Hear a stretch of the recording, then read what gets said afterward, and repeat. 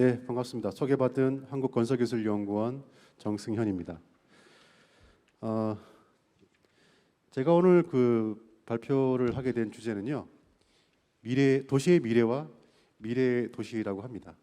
뭔가 거창한 철학적인 의미를 전달하고 싶은 만 굴뚝 같지만 제가 알고 있는 지식 내에서 제가 지금 하고 있는 일이 스마트 도시와 관련된 일이고, 한국건설기술연구원에서 스마트 도시와 관련된 연구 과제를 총괄하고 있거든요. 그래서 그와 관련된 사례 중심으로 조금 말랑말랑한 얘기를 해드리는 게 좋을 것 같아서요. 제가 첫 번째 시작이고 하니까 발표를 해보겠습니다. 먼저 도시를 보는 관점에 대해서 제가 좀 설명을 드리겠습니다. 영화를 보면요, 미래를 주제로 한 영화를 보면 하나같이 모두 그런 건 아니지만 대다수의 영화에서 미래에 대한 첨단 이런 키워드가 들어간 영화들은요, 일단 좀 우중충하더라고요. 그리고 왜 거기에는 항상 한자어라든지 일본어라든지 한국어 한글 이런 글자들이 이제 네온 사인이라든지 이런 데 박혀 있는 것들이 있어요. 뭔가 서구권에서 봤을 때 아시아 국가들의 어떤 기술, 테크놀로지 중심주의 이런 것들이 투영된 이미지이지 않을까 하는 그런 인상을 받았습니다.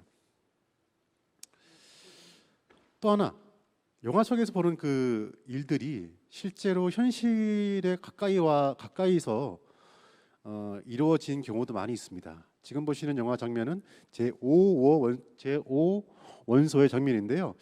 아마 이게 뉴욕의 어딘가를 이제 모티브로 해서 만든 것 같은데, 거기 보면은 하늘을 나는 자동차, 택시, 옐로우캡, 경찰차 이런 것들이 있어요. 물론 우리도 이제 UAM이라든지 UAV라고 해서 도심 항공교통에 대한 이슈들이 제기되고 있죠. 기술에 대해서 한번 볼까요? 여기 계신 분들은 다 이 영화 아시죠? 네. 제가 저희 팀원들한테 이 영화 아냐 그러니까 모르는 사람들이 있더라고요. 이 영화가 나온 다음에 태어난 사람도 있고, 네. 이게 백투더퓨처인데요.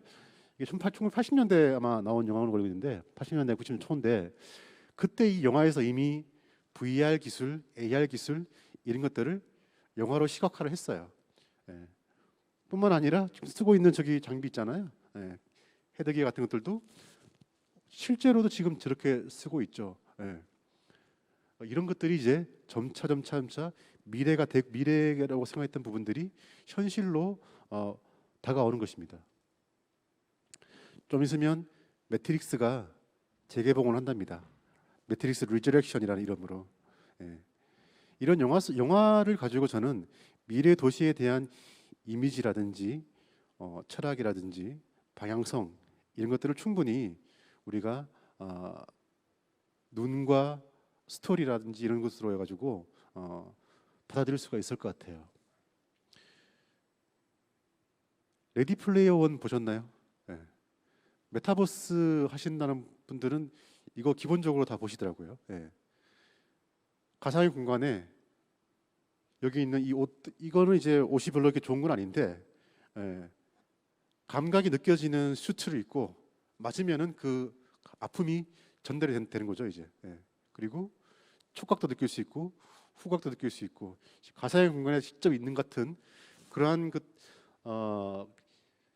경험을 제공해 주는 것이 이제 이 영화에서 이제 나오죠. 예. 굉장히 감동받았습니다. 역시 야, 스티븐 감독이 이런 것도 생각하는구나라고 감동받았죠. 이러한 영화 속의 기술들이 실제로 미래 도시라고 생각했던 것이 현실이 된 곳도 있습니다. 네. 아주 옛날 오래된 얘기라서요. 제가 지금 설명한다는 것이 이렇게 큰 반향을 주게 한 것이 아니라 이런 것도 있구나라고 이해해 주면 되겠습니다.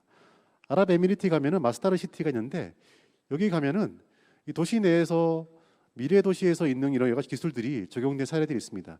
사실 마스다르 시티는 스마트 시티라고 해서 만든 것이 아니에요. 기후 위기라든지 탄소 중립을 구현하기 위해서 탄소 중립 도시로서 만든 곳인데, 거기에 들어가 있던 이슈나 이런 것들이 어느 정도 스마트 시티하고 맞닿았다고 보는 거죠. 네. 그래서 최근에서 이제 이런 것들이 나온 겁니다. 네. 다양한 도시계획적인 어떤 바람길이라든지 대부분이 다 탄소 중립이 관련된 부분들이죠. 네. 온도를 낮출 수 있는 식재, 여기가 아랍에 있는 곳이 중동에 있는 국가이기 때문에, 도시이기 때문에 굉장히 덥죠. 예. 그래서 태양광을 이용하고 뭐 바람기를 만들고 이런 다양한 기술들이 이제 적용된 사례라고 볼 수 있습니다. 가니까 PRT를 해가지고 뭔 자동차가 있는데 여기는 운전기사가 없죠. 예, 그냥 타면 되죠. 타서 내가 어디 가겠다라고 하면은 그림에도 보시다시피 예, 궤도가 있어가지고 궤도를 따라서 어디서부터 어디까지 움직이고 누구는 개인용 이동 수단을 두고 타고 어떤 분들은 광양 이동 수단을 타고 해서 도시 내를 이제 이동하는 것이죠. 도시 내에는 밑에 내연 기관이 달려 있는 자동차가 운행할 수 없으니까 네. 이런 기술들이 이제 이미 실현된 것들도 있습니다. 제가 앞서서 매트릭스라든지 레디 플레이어 원이라든지 뭐 서구권의 시각에서 만들어진 영화에서의 어떤 미래에 대한 이미지들을 보여드렸습니다. 그렇다면 우리 도시, 광주를 포함해서 우리나라의 도시들도 앞서 보여드렸던 이런 도시들처럼 바뀌게 될까요? 그 극단적인 예로 파리를 한번 들어봅시다. 파리라고 하면 여기 있는 요 에펠탑이 없으면은 여기가 어딜까요?라고 하면은 잘 모르겠죠. 물론 건축하신 분들은 이제 양식을 보시고서 이제 판단할 수 있겠지만 여기에 에펠탑이 이렇게 서 있기 때문에 여기는 파리야. 경관이 멋있는 곳이고 예술의 도시고 아주 좋은 곳이야라고 말할 수 있습니다. 이러한 파리의 이미지가 아까 제가 보여드렸던 그런 미래 도시의 이미지처럼 바뀔 것 같나요, 여러분? 이 파리 에펠탑 위로 이제 자동차들이 막 날아다니고 이 위로 현란한 네온 사인이 막 펼쳐지고 그렇게 될까요? 전 아닐 거라고 생각합니다. 100년이 지나도 큰 전쟁이 터지지 않는 이상 이러한 우리의 도시의 풍경과 내용들은 그 도시가 가치를 가지고 있다 그러면 그대로 유지될 것 같아요. 제가 질문을 하나 드릴게요. 오늘 여기 오신 분들은 어떻게 해서 출근하셨나요? 라고 물어보면 대부분 어떻게 대답하십니까? 예, 역시 라디오 방송처럼 하면 되니까. 예. 차 타고 왔어요. 이러죠? 예. 버스 타고 왔어요. 지하철 타고 왔어요. 또는 제 집이 서울이라서 비행기 타고 왔어요. 이럴 수 있죠. 예. 그런데 차 타고 왔다는 그러지 않고 저는 6기통 3000cc 타고 왔습니다. 라든지 디젤 자동차 타고 왔다라든지 승합차 타고 왔다라든지 구체적으로 말합니까? 좀 직접적으로 말하면 자율주행차 있다고 칩시다. 누군가 여기 테슬라가 가지고 계세요.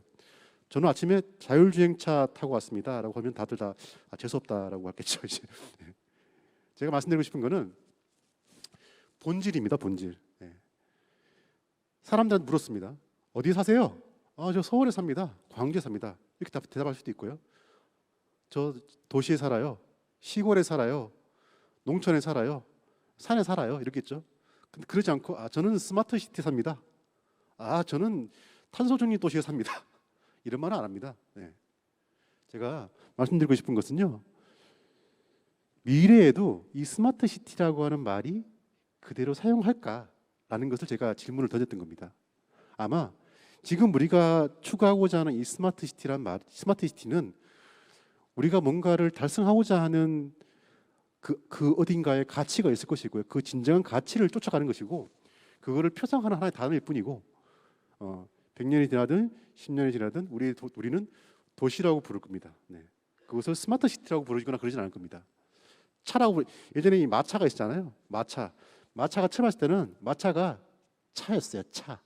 앞에 마짝 없이 구분하기 위해서 마차, 전차 된 것이고 이거 자동차라고 했죠. 스스로 움직이겠는데 자동차. 물론 자동차라고 말은 쓰긴 하는데 차라고 그래요. 앞으로 자율주행차가 생겼어요. 그러면 자율주행차 타고 왔어. 중간에 변혁기는 있겠지만 시간이 또 지나면 자율주행차가 다 차가 될 겁니다. 본질은 중요한 것이죠. 또 시기적으로 볼까요? 100년 전 사람이 지금 이게 제가 광주 사진을 좀 한번 쓰려고 찾아봤더니 제가 아침에 좀 일찍 와서 금남로 쪽에 가가지고 옛날 도청 지역을 좀 둘러봤거든요. 그 지역이 옛날에 그 광주 읍성이 있던 지역이더라고요. 반려했는데 그닥 변화상을 못 느껴서 이게 그 서울입니다. 경성이죠. 서울의 그 일제 시대 때 서울의 모습입니다. 하지만 어디 지방에 있던 어떤 분이 서울의 이 한성에 경성에 갔어요. 가면 아마 그 사람 눈에는 이 서울의 모습이 천지개벽한 것처럼 보일 수도 있어요. 3층, 4층, 5층짜리 돌 양옥 집들이 막 있고 전신주가 있고 전차가 지나가는 천지개벽된 별천지로 그 사람한테는 보일 수 있습니다. 네. 그분의 눈에는 그 당시의 경성의 모습이 우리의 관점에 보면 스마트 시티일 수 있습니다. 또 반대로 이 당시에 살던 사람이 현재의 서울을 오면은 어떨까요? 더욱더 천지개벽한 그러한 이미지가 그분한테 와닿지 않을까요? 네. 제가 말씀드리고 싶은 것은 이 스마트 시티라고 하는 것이 뭐 다양한 정의가 있겠지만 과거로부터 우리가 계속적으로 추구하고 있던 도시의 목표가 아닐까라고 하는 것을 제가 말씀을 드리는 겁니다. 이거 제가 강의할 때마다 쓰는 장면인데요. 이 사람이 누굴까요? 역시 라디오 방송처럼 이병헌이죠. 잘 안 보여서 그런가? 이분은 누굴까요? 테리 씨. 드라마 미스터 현사에 나오는 장면인데요. 이게 영화에서 이게 서울의 진고개에서 전기를 탁 켰을 때 그때 장면을 이제 모티브로 삼아가서 드라마의 한 장면으로 만들었다고 하더라고요.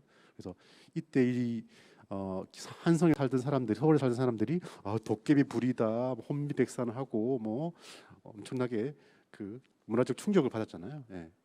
그런 상황이 있지 않을까라는 것도 해가서 제가 보여드린 겁니다. 스마트 시티의 두 가지 배경을 간략하게 말씀드리면 제가 스마트 시티 만들어진 그 하는 이유가 인구 증가 때문이야라고 그러면 대부분 다 그러세요. 뭔 소리야? 우리나라 지금 인구 줄어들고 있는데 라고 하십니다. 하지만 유엔에서 발간하는 보고서에 의하면 전 세계의 도시의 인구는 늘어나고 있다고 합니다. 물론 저개발 국가라든지 이런 쪽으로 늘어나고 있죠. 근데 그 인구가 늘어나는 것도 문제지만 더욱더 문제는 뭐냐면 그 늘어난 인구가 도시로 몰리고 있다는 거죠. 중국도 농민공, 우리나라도 뭐 인구는 줄어들더라도 수도권의 과밀 현상, 지방 도시의 쇠퇴 여전히 있잖아요. 사람들이 도시를 몰리는 게 문제랍니다. 이것이 바로 스마트 시티를 하게 된 이유입니다. 인구 증가. 그러다 보니까 한 몇 년 전에, 10년 전, 몇 년 전에 스마트 시티를 한다라고 하던 대표적인 국가들을 보면 대부분 다 중국이나 일본, 인도였어요. 도시로 인구가 몰려요. 그럼 무슨 문제가 생깁니까? 도시 문제가 생기죠. 차도 막히고, 에너지도 부족하고, 폐기물도 막 넘쳐나고, 어디다 이거 쓰레기를 버려야 될까? 이런 문제들이 막 생기는 거죠. 이런 것들을 해결하는데 스마트 시티 기술이 효과적인 거야. 그래서 우리는 도시 문제를 해결하기 위해서 스마트 기술을 적용해가지고 하겠다는 거죠. 제가 말씀드렸죠. 2014년이라는 이거는 목표 연도였어요. 이미 지났습니다. 인도, 중국 어떤 나라입니까? 인구가 어마어마한 나라죠. 사람들이 도시로 몰려가서 도시에 썰림이 발생하고 환경도 악화되고 그런 문제들이 많죠. 인구가 도시로 집중하니까 그 사람들은 나눠줘야 될 자원에는 한계가 있는데 그런 문제들이 이제 나온 것이죠. 제가 배경 말씀드렸고요. 두 번째, 촉진제. 스마트 시티가 왜 뭐 도시 문제는 뭐 옛날에는 없었나?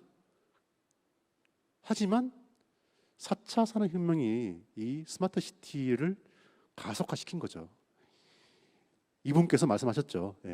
물론 이제 뭐 2016년이 기한은 알겠지만 4차 산업혁명이라는 것이 이제 앞으로 우리 사회를 혁신시킬 것이다. 제가 뭐 이거를 제가 굳이 설명드리지 않겠습니다. 뭐 지능정보기술이라 해가지고 과거보다는 좀 더 차별화되는 기술들이 적용되고 있죠. 여러분들 ICBM 아시죠? ICBM 대륙간 탄도미사일이 아니고 IoT, 클라우드, 빅데이터 이런 것들이 이전과는 다른 서비스를 가지고 이제 도시에다가 적용할 수 있는 거예요. 예를 들어서 제가 대학원 다닐 때 교수님들께서 여기 교수님들 계신데요. 주로 내주는 숙제가 이거예요. 원전을 주고 이거 다음 주까지 다 읽어와서 요약 발표해. 미치겠는 거예요. 이거 어떻게 번역하냐 이걸. 20페이지, 30페이지밖에 안 되는 건데 폰트가 10포인트보다 더 작은 그 원전을 언제 하루 이틀 만에 읽어가지고 다시 파워포인트로 발표 준비를 하냐 이거예요. 그래서 제가 당시에 용산 전자상가 가가지고 번역 프로그램 샀어요. 돈 6만 8천 원 주고 사가지고 돌렸죠. 교수님한테 엄청 욕먹었죠. 그 당시에는 번역이 엉망이었습니다. 요즘 어떠세요? 솔직히 말씀드리죠. 저도 요새 구글 번역기로 논문 씁니다. 솔직히 말씀드릴게요. 간단한 초록이나 발표자로 그 스크립트는 구글 번역기로도 충분히 씁니다. 왜? 인공지능 기술과 4차원 혁명 기술, 빅데이터, 다양한 번역 사례들 빅데이터를 구축하고 그것을 가지고 사례 기반으로 인공지능 기술을 적용했기 때문에 이러한 우리가 더욱더 좋은 서비스를 만들 수 있다는 겁니다. 물론 이 스마트 시티에 대한 다양한 정의가 있는데 제가 좀 개념적으로 한번 정의를 해보겠습니다. 4차 산업혁명에는 다양한 기술들이 있습니다. 이런 자율주행차, 공유경제, 3D 프린트 다양한 것이 있어요. 제가 어디 가서 스마트 시티 기술 그러면 저도 잘 설명을 못 하겠어요. 근데 이렇게는 설명할 수 있겠어요. 다양한 기술들이 있는데 이러한 기술들을 담는 그릇이 도시고 이것을 다 이루어지는 환경과 조직과 체계와 법제도와 모든 것들을 다 스마트 시티다라고 할 수 있다는 거죠. 이것 때문에 제가 플랫폼이 뭔지 그리고 허브가 뭔지 조사를 해봤는데요. 플랫폼은 기차역에 있는 플랫폼이죠. 기차 철로의 폭만 같으면 북한에서 만든 기차든 중국에서 만든 기차든 다 다니는 거잖아요. 도시도 마찬가지죠. 그런 도시로 만드는 것이 이제 스마트 시티의 뭐 플랫폼 이런 것들이 있는 거고요. 허브는 자전거의 바퀴 살에 있는 중앙 부분이 허브예요. 모이고 흩어지는 곳. 인천공항은 아시아의 허브 공항이죠. 뭐 어디 중국에 어디 가려면 인천공항 가서 환승에 가라. 허브죠. 그런 의미로 좀 구분해서 쓰면 되는데 스마트 시티에서 허브는 데이터 허브라 부르고요. 스마트 시티의 도시는 플랫폼이라고 합니다. 이건 제가 만든 그림입니다. 경주 기림사에 가면요. 참고로 제 고향이 경주라서 가면요. 이 천수천안 관세음보살이 있습니다. 제 종교가 불교는 절대 아니에요. 거기 가면 이 부처님은 손바닥에 눈이 새겨져 있어요. 1000개의 손과 1000개의 눈이 있어요. 우리가 도시 문제가 있어요. 주택 문제, 환경 문제, 교통 문제, 경제 문제가 있어요. 이걸 우리가 어떻게 인식하죠? CCTV 가지고 인식하죠. 문제 해결하기 위해서 스마트 서비스를 제공하죠. 스마트 파킹, 스마트 에너지 관리 하죠. 결과는요, 우리의 삶의 질이 향상되잖아요. 마찬가지예요. 개인이 있어요. 재물, 돈 좀 많이 벌게 해주세요. 우리 아버지 건강하게 해주세요. 시험 잘 보게 해주세요. 취직하게 해주세요. 이런 문제들이 있어요. 어떻게 하죠, 우리가? 기도를 합니다.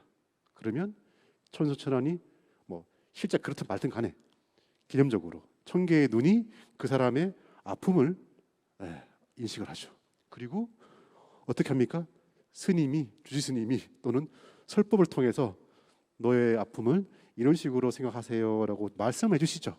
그럼 우리는 심적으로 이제 위안을 받고 어떤 방향성을 찾고 인생의 문제를 해결하면서 만족과 행복과 평온을 느끼게 되는 것이죠. 이게 바로 스마트 시티 아닐까요? 제가 말씀드리고 싶은 건 스마트 시티의 철학입니다. 정보통신 기술이 아닌 문제 해결이 그래서 핵심인 거죠. 쉽게 해결할 수 있는 문제를 막대한 자금과 시간이 투입되는 방식으로 추진하지 말라. 제가 왼쪽 볼이 가려워요. 그러면 제가 이 긁으면 돼요. 굳이 이렇게 긁을 필요 없잖아요. 아니면 20만 원 주고 볼 끓는 기계를 샀어요. 거기 얼굴 대면은 자동으로 긁어준대요. 이거 뭐 하는 짓입니까? 그냥 제 와이프한테 긁어달라 그러면 돼요. 등 같은 경우에 이렇게 효자손으로 긁으면 돼요. 등 끓는 기계를 100만 원 줘 사가지고 등 끓일 필요 없다는 거죠. 그리고 방법을 스마트와 ICT 같은 지능 정보 기술에 한정하지 말라. 인공지능이나 빅데이터 없으면 스마트 시티 아닌가요? 아니에요. 그것 또한 스마트 시티예요. 예. 문제 해결이 핵심인 거죠. 예. 여기 집에 가면 돼요. 굳이 돌아 가지 맙시다. 라는 것입니다. 스마트 시티의 세 개 계층 모델이 있죠. 예. 인프라, 데이터, 서비스. 인프라가 잘 구축되어 있면 광주광역시도 한번 생각해 보십시오. 광주광역시에 인프라가 잘 돼 있나? 그 인프라에서 데이터가 잘 모이고 있어요? 그게 잘 모여야지 우리 청년들이나 누군가가 서비스를 만들어서 시민들한테 줄 텐데 이게 돼 있는지. 네. 이게 계층 모델인데요. 네. 그 계층 모델에 의해서 만들어지는 서비스들 있잖아요. 마지막에 있는 이 서비스가 이런 식으로 된 거죠. 차가 막히면 옛날에는 도로를 확대했는데 그게 아니라 우회로 갈 수 있는 정보를 제공한다. 경찰력을 많이 확대해가지고 범죄 발생을 줄이는 게 아니라 실시간으로 CCTV를 많이 깐다. 근데 그 CCTV가 뒤에 나오겠지만 범죄자도 자동으로 찾아가지고 알람 주는 그런 것들이죠. 그러면 이런 스마트 시티는 변화가 어떻게 생길까요? 최근 범죄 예방을 인공지능이 위한 방법용 CCTV를 CCTV 감지한다는 숫자가 거죠. 크게 늘면서 KBS의 이걸 24시간 지켜봐야 하는 일도 이게 쉽지 않은 안양시 일이 사례인데요. 있습니다. 그런데 경기도 그 안양시가 CCTV 인공지능 그냥 AI를 설치해가지고 활용해서 사람이 이 이렇게 작업을 보는 돕는 것이 아니라 시스템을 이달부터 도입해 그 큰 효과를 거두고 CCTV 있습니다. 김용덕 자체가 기자가 인공지능 취재했습니다. 기능이 있어가지고 사람이 학교로 담을 접근하는 한 띄워놓는지 사람. 자동차를 화면에 훔치려고 성별과 하는지 복장이 아니면 표시됩니다. 뭐 담장을 잡고 어떤 넘어가려고 위해를 가하려고 시도하자. 하는지 이런 준비 것들을 감지되었습니다. 자동으로 알려서 정보원과 함께 주는 거죠. 예. 이거 하려 그러면 인공지능 기술이라든지 이런 것들이 들어있던 거죠. 예. 네, 요거 그림 한번 볼까요? 교통 문제도 이렇게 쉽게 해결할 수 있을 것 같아요. 여기 신호등 있습니까? 네, 신호등 없습니다. 네. 네. 물론 제가 원하는 도시는 이런 도시는 아닙니다. 사람이 걸어다니는 도시인데요. 네. 신호등이 없다니까 없으니까 뭐 교통 문제는 해결되겠죠. 네. 비용이 이런 것들 있잖아요. 우버라든지 뭐 이런 것들 때문에 좀 더 비용이 준다는 얘기도 있습니다. 근데 사람들의 지능이 스마트시티 때문에 오히려 더 좋아진다는 말도 있어요. 이게 그래프인데요. 정보통신 인프라라든지 인터넷 이용자 수가 많을수록 지능 지수가 높다라고 하는 게 사례가 있었나 봐요. 근데 그 반론도 있습니다. 네. 이디오크라시 보면은 네. 여러분들 집 전화번호 외우시죠? 네. 제가 우리 딸 2명 있는데 스마트폰 전화번호 다 못 외워요. 네. 갈수록 네. 스마트 치매가 오고 있죠. 네. 그렇게 보는 사람도 있습니다. 자, 여기까지는 그냥 개론이었고요. 한 10분 정도 해가지고 제가 사례를 간단하게 설명을 드리겠습니다. 공간 혁신을 통한 스마트 도시 사례인데요. 스마트 시티는 기술이 아니라 철학이어야 된다고 제가 말씀을 드렸는데 이 세 가지가 핵심이죠. 야, 우리 삶의 질이 개선돼야지. 우리 도시가 물론 저는 경쟁을 별로 안 좋아합니다만은 예, 협력이 더 중요하죠, 사실은. 예. 뭐 경쟁력 강화라든지 지속해야 되겠죠. 이거는 법에 나오는 용어입니다. 스마트 도시법에. 네. 근데 이거 하는데 꼭 스마트 시티만 이거 하나요? 도시 재생도 이거 할 수 있죠. 그래서 제가 말씀드린 거는 스마트 도시 재생에 대해서도 한번 말씀을 드리려고 그래요. 이거는 아마 제 발표 이후로는 BIM이라든지 건설 안전이라든지 기술에 대해서 쭉 설명하실 건데 저는 약간 좀 말랑말랑한 부분으로 도시 재생에 대한 부분들, 아까도 도시의 31사단이라든지 공항 부지라든지 여러 가지 말씀하셔가지고 그 부분들을 좀 설명드리려고 합니다. 이게 뉴욕입니다. 뉴욕 여기가 센트럴파크이고요. 뉴욕이 많은 분들이 이 뉴욕의 이미지를 보고 야 뉴욕 봐라 그 고층이 맞춘 루 그게 발전된 미래 도시 아니냐라고 합니다. 그래서 그러한 이미지가 서울에 막 적용된 사례가 있습니다. 뭐 테란노 등등 있는데 그 두 개의 도시는 큰 차이가 있죠. 뉴욕 도시는요 가보면 이 거리를 걷고 싶어요. 예. 왜? 길이 좁아요. 2차선, 4차선밖에 안 돼요. 그리고 1층 부위가 아기자기한 가게들이 막 있어요. 그래서 길 걷다가 저기 들어가 볼까? 저기 들어가 볼까? 그러면서 이제 길 걷는 거예요. 서울 강남의 테헤란로 가보세요. 그거 더 가고 싶습니까? 예, 은행들 쭉 있고 있는데요. 그런 느낌이죠, 사실은요. 예. 그래서 걷고 싶은 도시라야 살고 싶은 도시다라고 해서 요거를 주제로 한 사례 한번 보여드리겠습니다. 제가 매년 바르셀로나를 가는데 이 코로나 때문에 출장을 못 갔습니다. 네. 제가 갔다 온 사례를 말씀드리는데 다행히도 한 번 갔다 왔기 때문에 거기서 이제 바르셀로나 스페인 바르셀로나가 스마트 시티의 대표적인 사례입니다.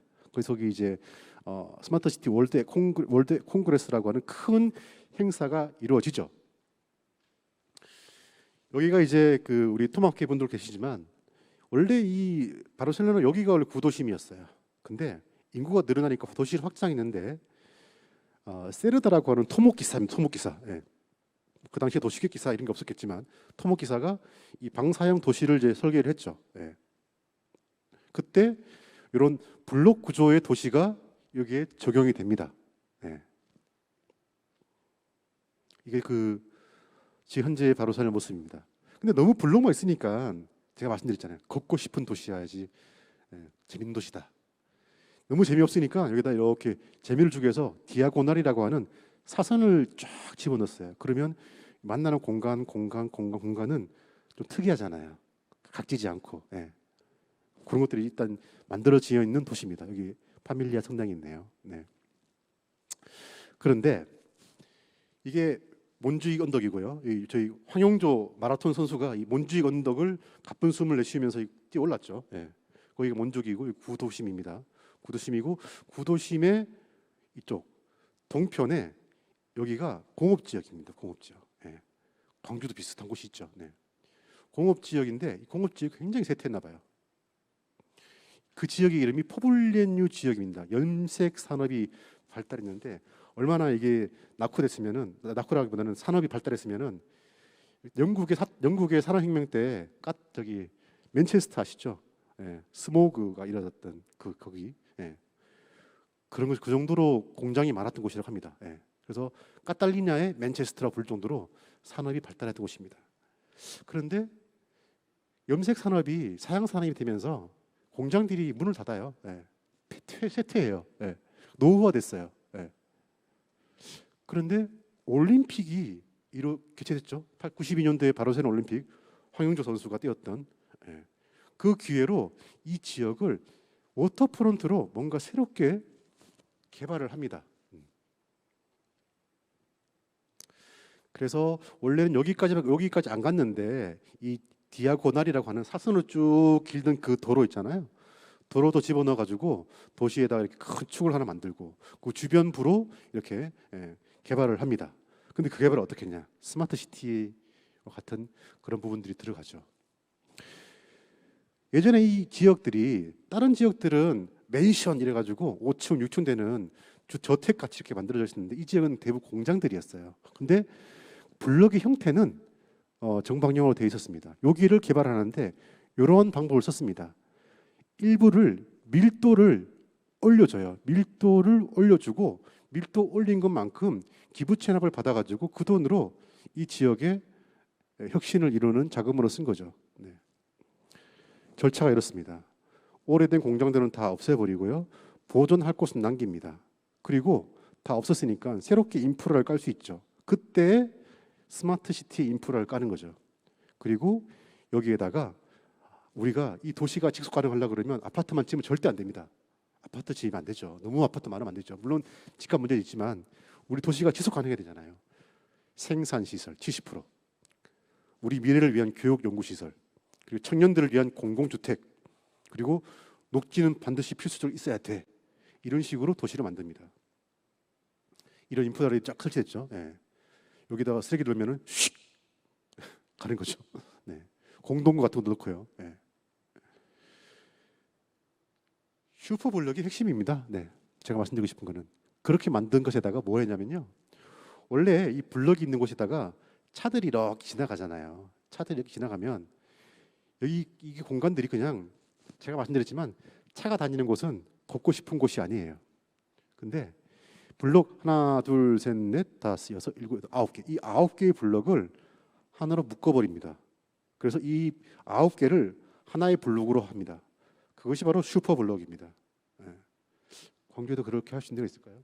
물론 여기 보시면 차가 안 다니는 건 아니에요. 예. 가게에다가 물건도 내려야 되고요. 예. 짐도 빼야 되고 이사도 해야 되잖아요. 예. 그런 것들은 들어갑니다. 필수 차량은 다닙니다. 하지만 사람들의 안전을 위한 수준 정도로 움직입니다. 네. 이렇게 만들었습니다. 이 슈퍼블록. 이 슈퍼블록 그게 뭔데? 그래서 뭐가 좋아지는데? 옛날에는 기존에 있던 이 블록들이 다 쪼개쪼개 나다 보니까 여기 이런 데가 뭐 할 수 있는 게 없어요. 뭐 할 수 있냐? 걷는 거, 차 다니는 거, 버스 다니는 것. 근데 슈퍼블록을 만드니까 뭐 할 수 있죠? 축구도 할 수 있어요. 길거리에다가 피아노 놓는 경우 봤습니까? 예, 이 사람도 그럽니다. 예, 피아노 놓고 피아노도 쳐요. 거기서 막 댄스도 해요, 막 예, 춤도 추고, 예, 파티도 하고, 예, 이런 그리고 노천 카페 막 생깁니다 이제. 예. 그래서 사람들한테 활력을 줍니다 이렇게. 체육실수 운동도 하고, 예, 뭐 하는지는 모르겠는데 뭐 집회 시위도 하겠죠. 예. 그런 다양한 공간의 기회를 만들어 줍니다. 그랬더니 어떤 좋은 게 생겼냐? 보행 공간이 넓어졌고요. 예. 접근성, 이거는 뭐 2.5m 이상 보도의 비율인데 접근성이 엄청 좋아졌어요. 그리고 차가 안 다니니까 공기도 맑아져요. 차가 안 다니니까 안 시끄러워. 예. 빵빵 안 시끄러워. 예. 그리고 여기에다가 할 수 있는 일이 많아졌어요. 자유도가 높아졌습니다. 예. 그래서 바르셀로나는 이 슈퍼블록 모델을 전 시가지에다가 적용할 계획을 합니다. 당초에 사람들이 걸어 다닐 수 있는 길이 74.5예요. 74.5 헥타르.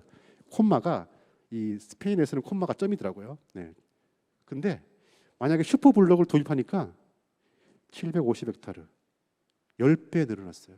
사람들한테 그 기회를 10배 주는 거예요. 그 시민들이 그 공간을 이용할 수 있는 기회가 10배 늘어나는 거예요. 예. 우리가 집값이 10배 오르는 것도 좋지만 예. 뭐 이런 우리가 이웃과 함께 할 수 있는 공공의 공간이 10배 늘어나는 것도 훨씬 좀 과시라고 본다는 거죠. 네. 그리고 이 슈퍼블록에는 다양한 실험들을 할 수 있어요. 스마트 시티 관련된. 네. 뭐 센서도 설치할 수도 있고요. 네. 주민들이 얼마 정도 모였는지도 볼 수도 있고요. 활동을 어떻게 하는지도 볼 수도 있고요. 엄청나게 많은 기회의 땅이 여기에 열린 것이죠. 이런 스마트 기술들도 이제 다 적용이 된 것이고요. 네. 마지막입니다. 그래서 이 전체 여기가 이제 그 항만 지역 있잖아요. 여기 항만 지역이다 보니까 여기가 이제 물자와 자원과 제품을 이송하기 위해서 항구가 있다 보니까 여기가 그 쇠퇴한 공업 지역이었는데 22지구였죠. 원래 이게 22A예요. A. 예, 원래 영어로 인더스트리얼 그러는데 스페인어로 인더스트리얼 뭐 A로 시작하는 단어가 있나 봅니다. 공업 지역 이런 뜻인가 봅니다. 스페인어로. 그거를 이제 22A 지구를 뭔가 스마트 시티에 걸맞는 이름으로 하다 보니까 골뱅이를 써가지고 22 골뱅이 at 22 재생혁신 지구란 이름으로 해가지고 이렇게 구역을 지정하고 그 지역에다가 다양한 도시 재생 관련된 프로젝트를 시행하고 있는 것입니다.